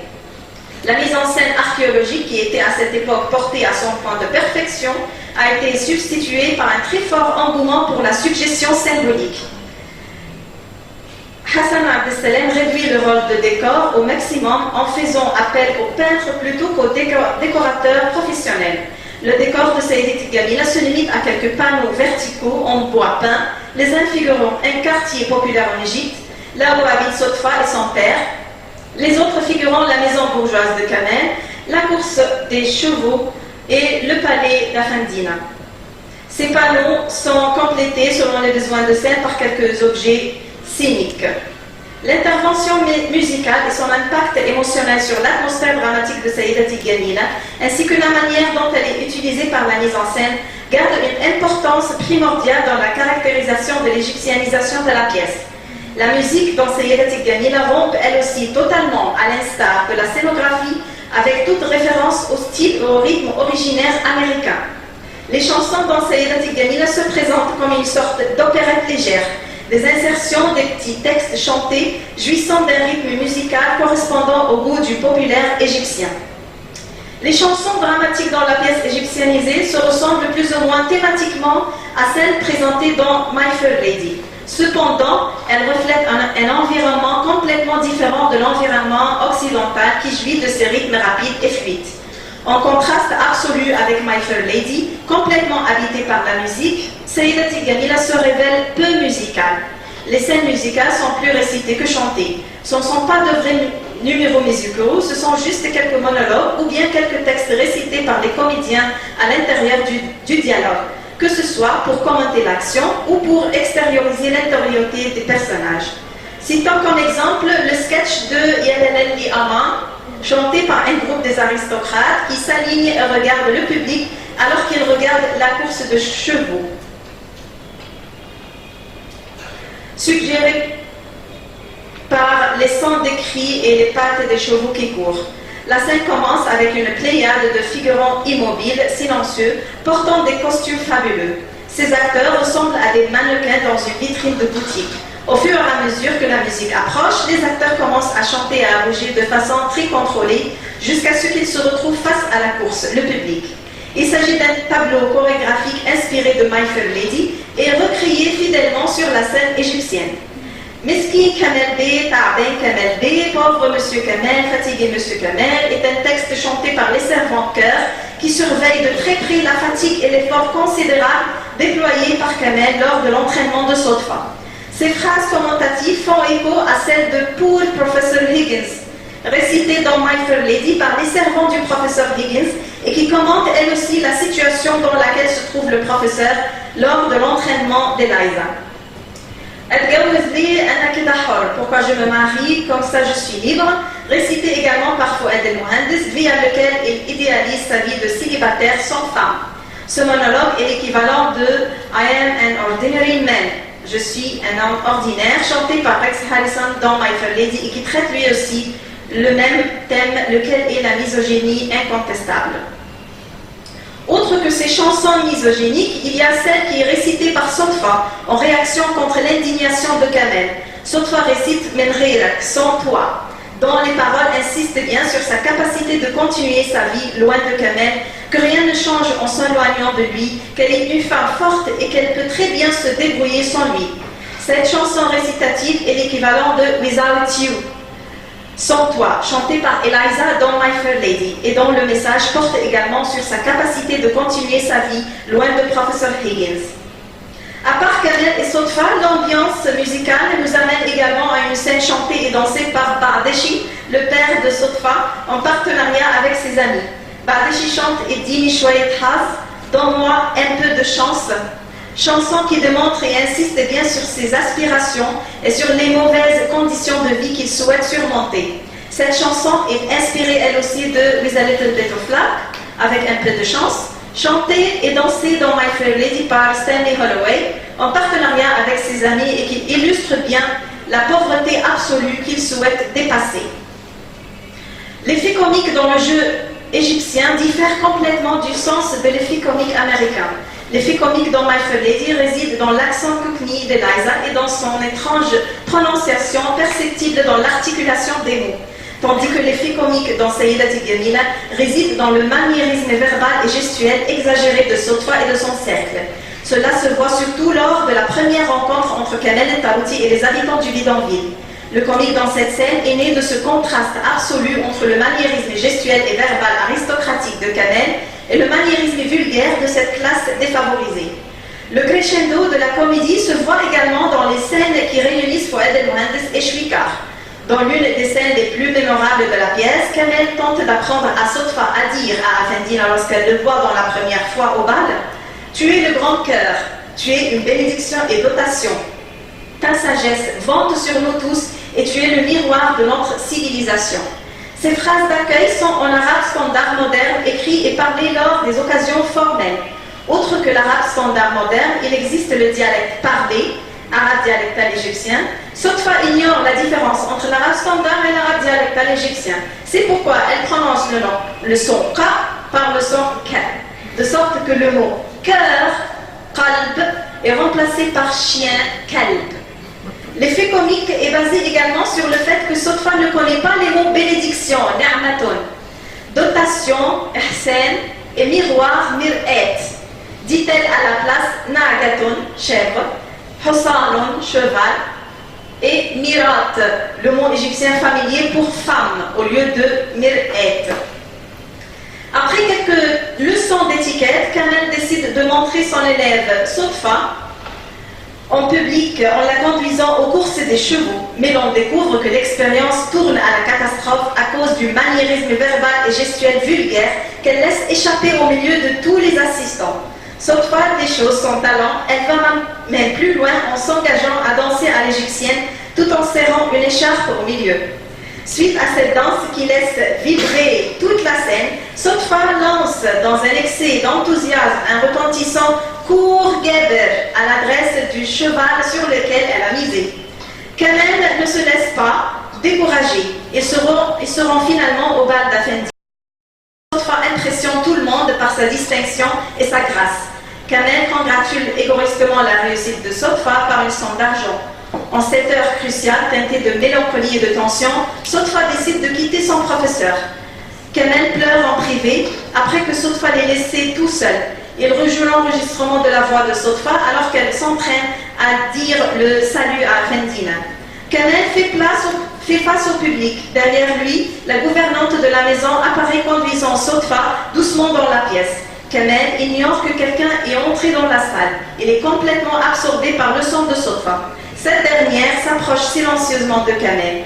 Elle arrête le gramophone puis prononce le message de bienvenue, se tenant derrière Kamel qui se rend compte que c'est Sotfa qui parle derrière lui et non un enregistrement. Il se retourne, la serre dans ses bras et lui dit « Ce que je ne peux pas comprendre, c'est que je portais une chemise à 6 boutons, un gilet, une cravate bien serrée et une jaquette et tu as toujours eu mon cœur, je ne sais pas comment. » La pièce se termine par cette phrase dans une fin heureuse et réconciliatrice, commune aux comédies égyptiennes en particulier et au théâtre égyptien en général. Pour conclure, un script réussi est souvent soutenu par une excellente mise en scène. La plus grande réussite de Sayyidati Jamila et de My Fair Lady tient finalement du langage scénique et du langage scriptural, aussi beau soit-il. Dans cette procédure de passage des textes à l'écran, à la scène, le cinéma et le théâtre, surtout dans le domaine de l'adaptation, ont beaucoup poussé la réflexion quant à la recherche de nouveaux moyens d'expression. Chez Cooker, de plus en plus d'éléments propres au théâtre sont exprimés par l'image et mis en relief par la technique de l'échelle des plans.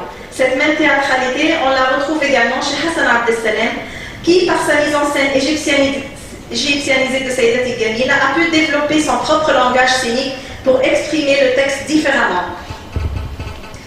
Je vous remercie infiniment.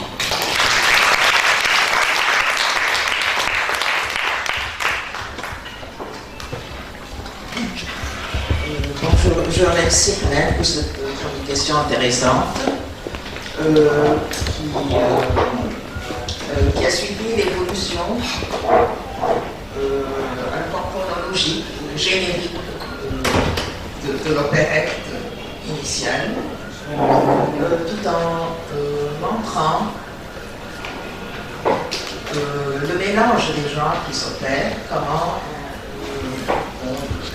les différentes adaptations et reproductions se nourrissent les unes des autres pour illustrer au vrai sens du mot cette transposabilité et cette migration d'un texte, d'un genre. Bon, notre dernière communication porte sur le théâtre de Tawfiq Hakim à l'écran.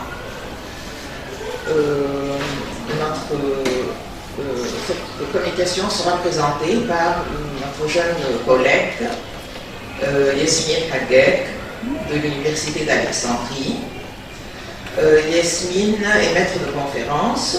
Sa thèse de magistère porte sur le cinéma documentaire et a pour titre « Filmer le mur, représentation de l'espace ». Quant à sa thèse de doctorat, elle porte sur l'image et sa contribution à la création du mythe de la ville d'Alexandrie dans la presse francophone d'Égypte. Elle travaille actuellement sur l'image en contexte.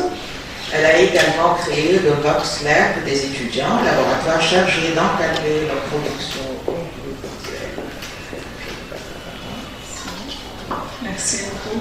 Je tiens d'abord à remercier Dr Salma Moubarak et Dr Walid Khachek pour l'organisation de ce colloque, ainsi que l'Université du Caire pour toutes les conférences et les colloques dont elle nous régale.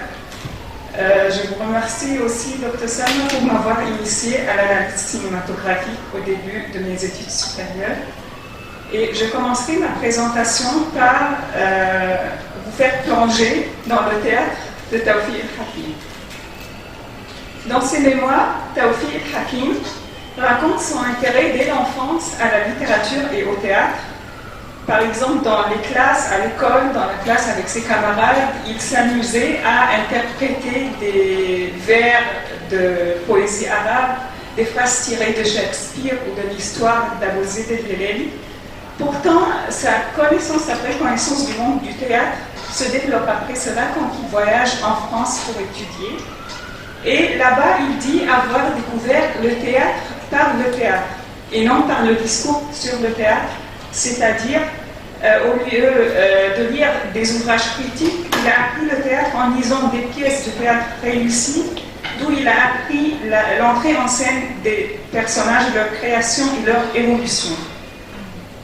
En Égypte, en même temps, l'âge d'or théâtral a d'abord commencé par les adaptations, par exemple à travers le théâtre de Georges Abiad, jusqu'à la création du théâtre Asbaqiya par Talal, où à côté des pièces égyptianisées, il y a eu des pièces à 100% égyptiennes qui ont vu le jour. Le statut du dramaturge en Égypte était à ce moment-là peu sérieux. Le seul intérêt du théâtre à l'époque était un passe-temps pour le peuple, et aucune grande famille ne pouvait vraiment se tarder d'abriter un dramaturge à cause de ce regard amoindrissant envers les arts de la scène. En revanche, Tawfiq Hakim croyait en l'importance du théâtre, dont le rôle dépasse le divertissement. Pour lui, le théâtre devait être toujours constructif, instructif, et participer du rôle du penseur qui a pour mission d'éveiller la conscience des peuples. Selon lui, la forme, le littéraire qui s'adresse de façon directe et rapide au public malgré beaucoup d'obstacles au niveau structurel et contextuel, c'est le théâtre.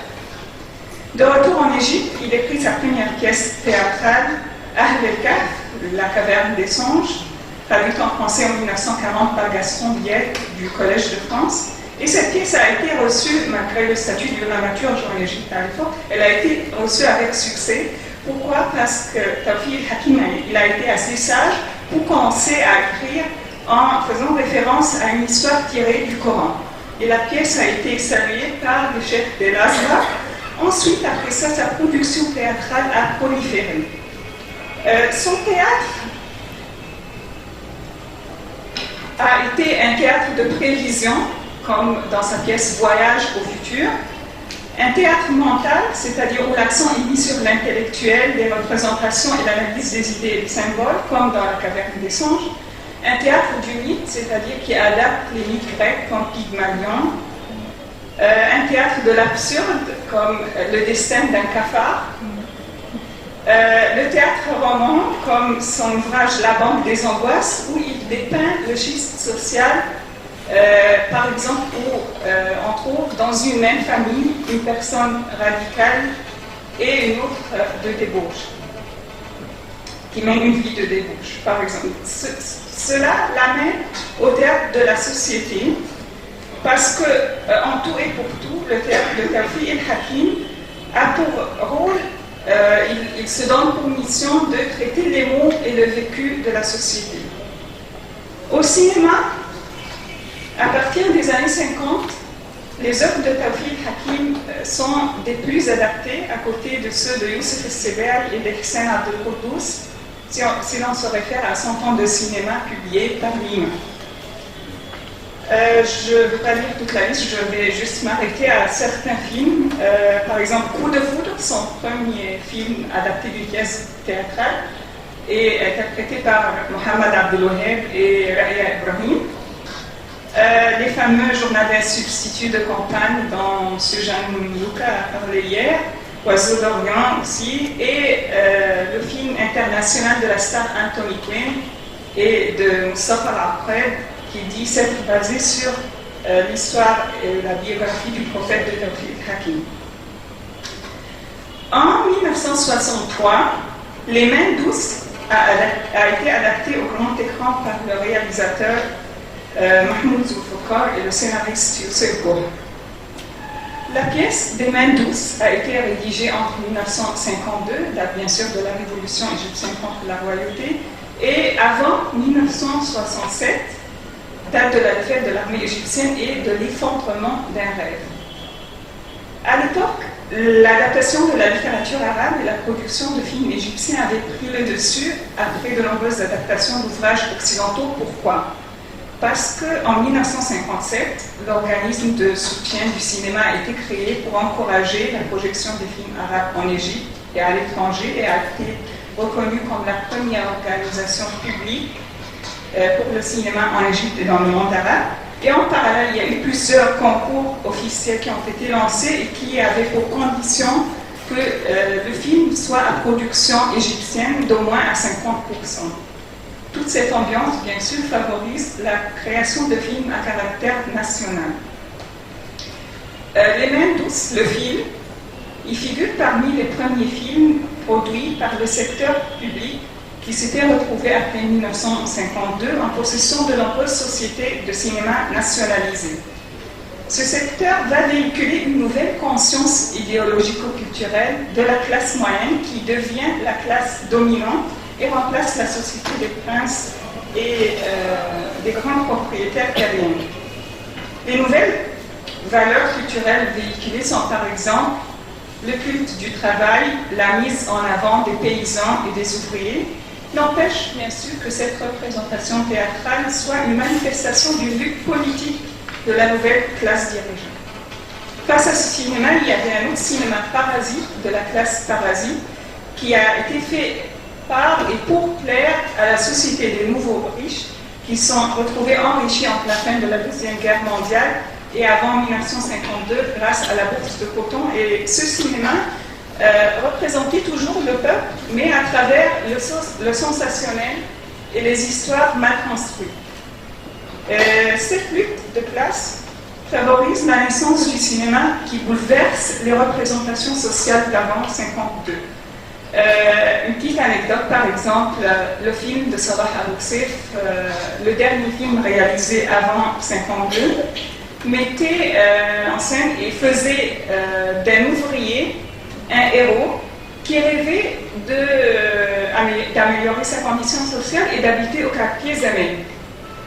Donc la censure a obligé Salah Abou-Seif à la fin du film à mettre un encart qui dit « La résignation est un trésor sans fin ».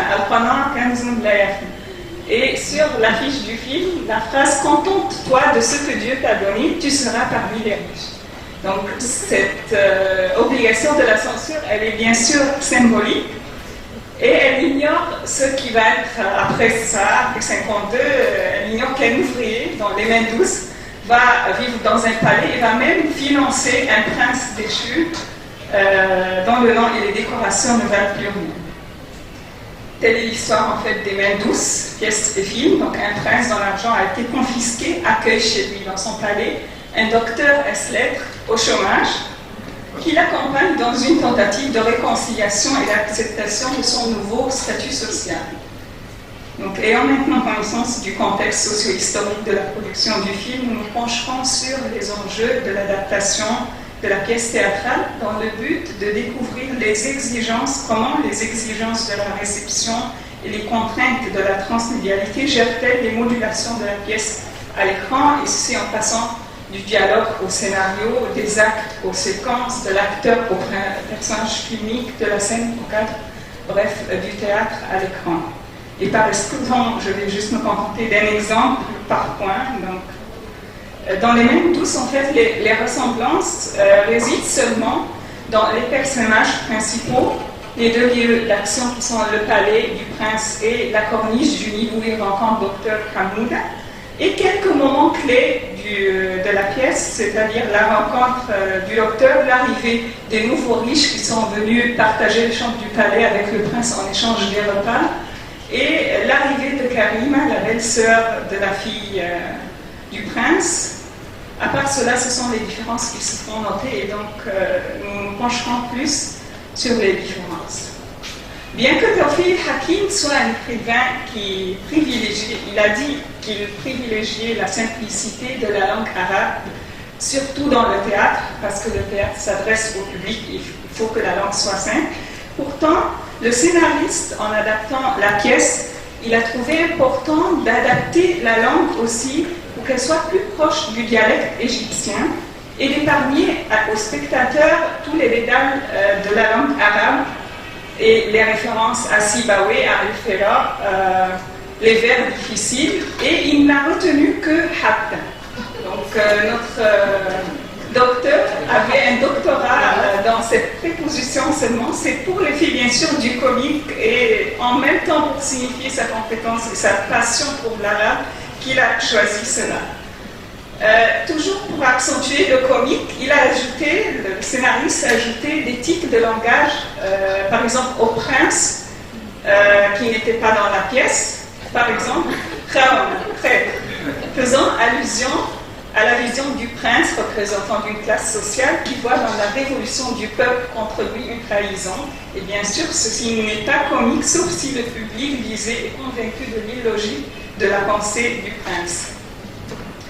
Au niveau des personnages, sans doute, le prince est le personnage principal. Dans la pièce, c'est le prince Farid. On change son nom pour qu'il devienne Shaukat, le prince Shaukat, et ceci, bien sûr, pour mieux ancrer le personnage dans la société du public qui reconnaît que la classe dirigeante était d'origine turque. Dans la pièce, le personnage du prince au teint est dédaigneux. Dès qu'il tombe amoureux de Karima, il se transforme et le dénouement est si vite opéré. Mais bien sûr, dans le film, ceci a peu d'intérêt. Et la forme en 4 actes devient peu pratique. Selon Jean Truby, dans le théâtre, le moment le plus important est celui où, je cite, « La personne se libère de ses habitudes, ses faiblesses et des fantômes du passé pour se transformer en un être plus épanoui et accompli. » Par contre, dans le cinéma, le processus de transformation est le plus important. Et la performance de l'acteur est importante pour faire que le public attende impatiemment cette transformation. Donc, contrairement au théâtre où l'acteur est le seul maître du jeu, dans le cinéma, l'acteur, il dépend d'autres éléments, la mise en scène, le montage, la musique, etc. Et plusieurs scènes sont ajoutées. Premièrement, parce que la création du héros suppose sa comparaison et sa connexion à d'autres personnages. Et deuxièmement, pour créer des confrontations, c'est-à-dire des expériences douloureuses qui puissent mener le héros à des révélations sur sa véritable situation et son véritable être pour amener la transformation. Je vais sauter cet exemple. Je passe aux autres personnages dont le rôle a été agrandi, réduit, omis ou modifié. Selim, le mécanicien, donc, qui est très fier de son travail et du fait que son atelier a été après ça une usine de châssis, est un personnage trop sérieux pour occuper une grande partie du film. Donc tout son discours est légué à Karima, sa sœur, qui le dit de façon bien sûr plus suave dans un contexte amoureux. Autre exemple, le père du docteur Hamoud était inexistant dans le film. Le père du docteur Hamoud, en fait, était un paysan qui a travaillé dur pour que son fils puisse accéder à l'éducation. Tout comme le pâtissier ambulant rencontré par le prince qui a travaillé dur pour que son fils puisse accéder et changer de statut, en fait, social. Dans la pièce, Tawfiq Hakim a voulu éclaircir deux points. Le premier, c'est que le travail dévance la science. Il voyait que le travail dévance la science. Et le deuxième, c'est que les jeunes, après avoir étudié, renient le mérite des métiers de leur père qui leur ont permis d'être ce qu'ils sont. La problématique reste actuelle, donc chaque diplômé souhaite se détacher de son milieu et devenir membre d'une classe privilégiée et respectée sans nécessairement mériter ce respect. Le film, pourtant, telle l'idéologie de son époque, renforce pourtant cet état social en changeant par exemple l'histoire du fils du pâtissier, qui dans le film, dans la pièce, était un fils prodigue qui galère pour changer son statut et renie les faveurs de son père modeste. Mais dans le film, nous le voyons un jeune homme, beau en costume et cravate, qui devient membre du corps diplomatique, fiancé à la fille d'un cadre étatique, donc un scénario qui plaira beaucoup plus au public. Je passe aussi au niveau de l'intrigue. Bien sûr, le théâtre ou le cube scénique, comme l'appelle Jacques Aumont, est très limité par rapport aux options dans le film. Donc le film, pour représenter la transformation, il a recours à la métaphore du jardin. Parce qu'il trouve que le meilleur cadre qui puisse faire référence à la nécessité du travail, à la beauté du travail, au champ, c'est le jardin, comme l'a dit Voltaire, il faut cultiver notre jardin. Pour la première fois, Karima, dans le jardin, révèle la signification du titre du film. Quand elle dit au prince, Malak Shedawa Befes, Hachan Fes Mataraf Shel Aydinam, ne t'occupe pas de la hache parce qu'elle ne connaît pas les mains douces. Ensuite, grâce à une transition temporelle à partir d'un gros plan sur le jardin, nous retrouvons à nouveau le prince en train d'utiliser la hache de façon expérimentée, et ce moment est un déclic qui amènera à la transformation et qui, à la fin du film, sera annoncé par l'entrée en scène d'un nouveau personnage qui est incorporé d'abord par sa voix, qui se présente à nouveau en disant son nom sans titre et donc en expliquant, en réapparaissant en proue du bateau mouche au bord du Nil. Rapidement, pour l'image son, donc face aux contraintes théâtrales, le cinéma bien sûr offre plusieurs choix comme le contrepoint musical, la variété des cas, la multiplication des points de vue. Dans le sens, il peut passer par plusieurs formes en amont du verbal. Donc, bien qu'il soit bien sûr la référence première, le cinéma dépasse la théâtralité et se donne des ailes. Les chansons, elles, bien sûr, diminuent la tension du film et renouent avec la tradition du film musical dont l'actrice Sarah a fait partie pour longtemps. Les cadres du film montrent les monuments et l'Égypte nationale. C'est-à-dire, même pour le choix du nouveau travail du prince, le prince dans la pièce, il devient directeur d'un des magasins de scène. Mais dans le film, il devient un guide pour se charger de montrer fièrement l'histoire nationale, notamment post-révolutionnaire, et les moments dans les plans ponctuent l'ensemble du film, donc les cadres, la variété des cadres, pour la nécessité du film, sans tirer du patrimoine. Le comique, caractéristique essentielle du film, donc je cite seulement un seul exemple là, une technique prise du théâtre, c'est quand un héros décrit une situation qui est ensuite démentie ou qui était contraire au dialogue de la scène précédente. Exemple ici, quand le prince accompagne Karim au marché, il refuse de porter loi en disant que ce n'est pas de son rang social. Et puis le plan suivant, ici, nous le voyons porter loi sous l'épaule.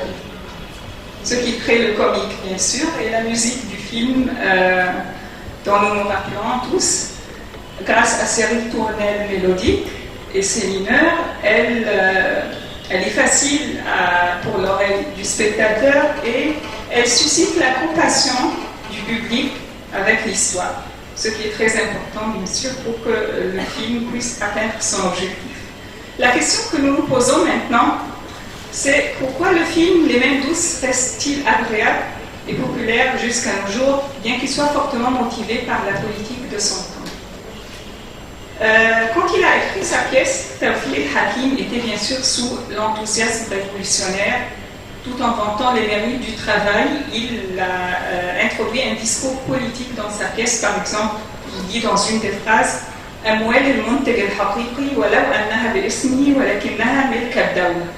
l'argent du véritable producteur, bien qu'il soit à son nom, est une propriété de l'État. Phrase dans le même esprit que la confiscation de l'argent des riches, et les nationalisations des compagnies des hommes d'affaires. En revanche, après 1967, il rédige Le Retour de la conscience. Et le Hakim y remet tout ce qu'il avait dit auparavant en avouant s'être trompé.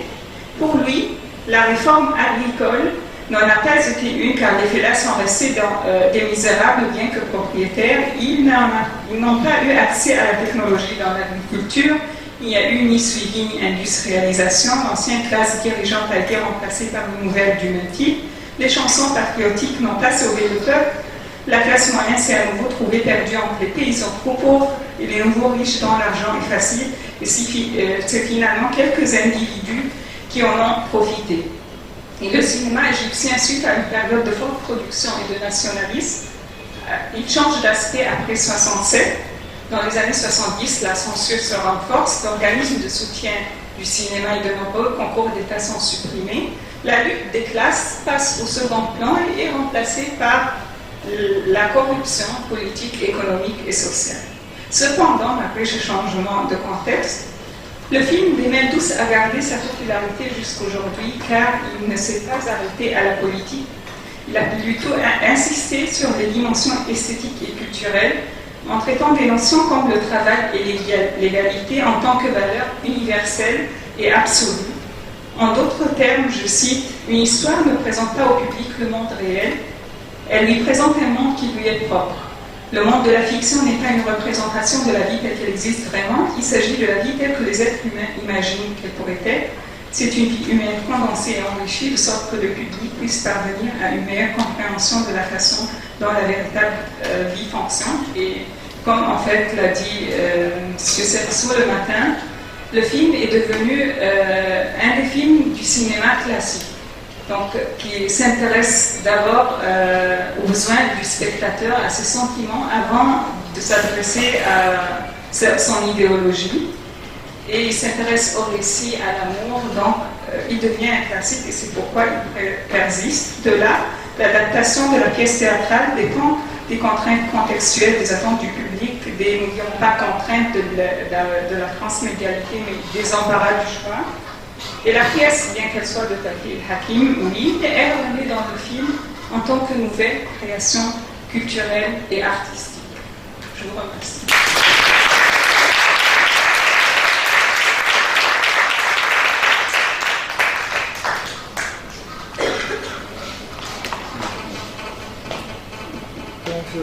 Merci Yasmine pour cette lecture intéressante.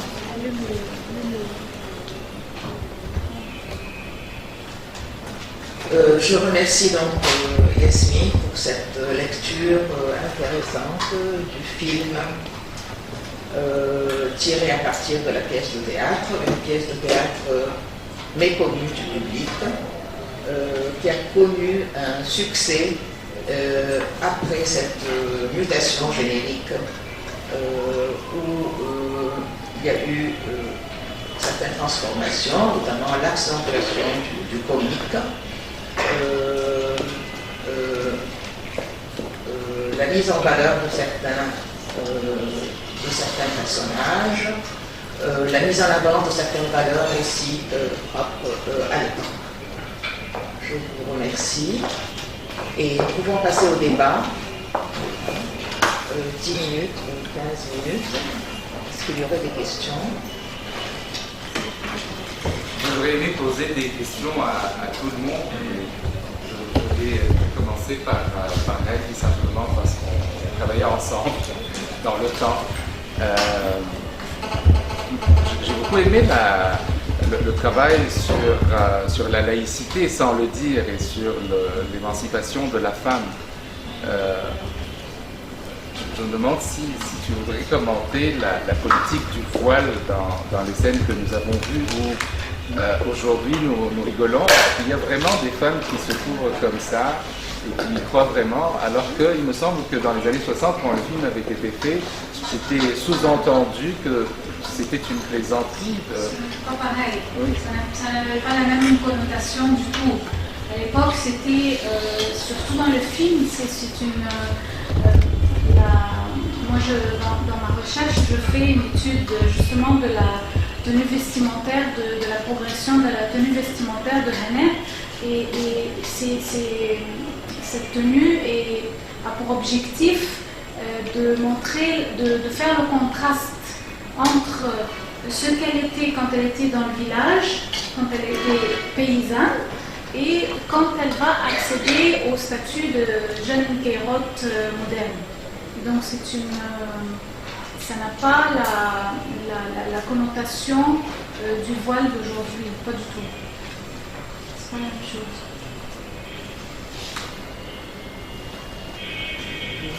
Merci, je partage le sentiment que j'ai aimé tout le papier. J'ai une question pour Yasmine. Comme tu as focalisé sur l'adaptation linguistique du Masrah de Tawfiq El-Hakim et le film.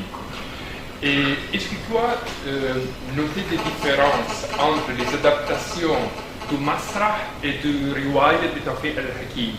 Car, c'est-à-dire, une de ses particularités, c'est que dans son langue, dans le Riwaya, il essayait d'être beaucoup plus proche au langage de sujets, de ces sujets paysans dans le cas de Yomiel. Donc là, il se perd au moment de le mettre au film, car le film, par définition, se passe en Amir. Donc on perd cette spécificité de l'écriture de Tawfiq El-Hakim quand on le passe. Donc est-ce que tu as noté une différence entre l'adaptation de Riwayat Tawfiq El-Hakim ou Masrahiyat? Donc est-ce que vous avez une différence?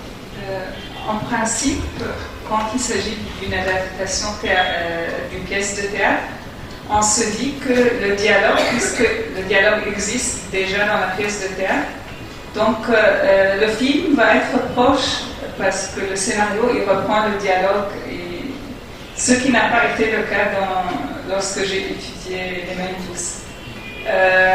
Le dialogue est tellement différent au niveau de la langue elle-même, au niveau de l'enchaînement, de l'ordre,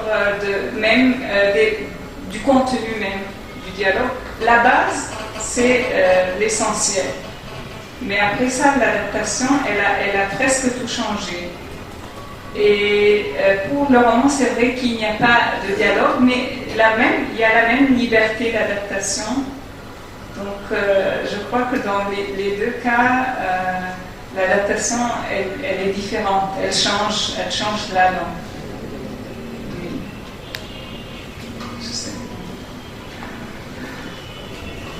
the hand. Oui, je peux m'adresser à Hanan parce que j'ai un petit trou de mémoire. Est-ce que le film américain mentionne dans le titre l'origine de Bernard Shaw? Oui. Il la mentionne. Oui. Mais en fin de compte, ni le film américain et la pièce égyptienne n'ont plus rien à voir. Alors, en fin de compte, c'est loin Bernard Shaw. Ils n'ont pris que vraiment le mythe, si on peut dire. C'est tout. Voilà. Mais ils n'ont rien suivi de la pièce Ils n'ont originale. pas suivi à la lettre l'originaire. C'est-à-dire que, par exemple, dans la fin, de la pièce égyptienne, ça a été totalement différente de l'originaire. On a vu comment ça a été terminé.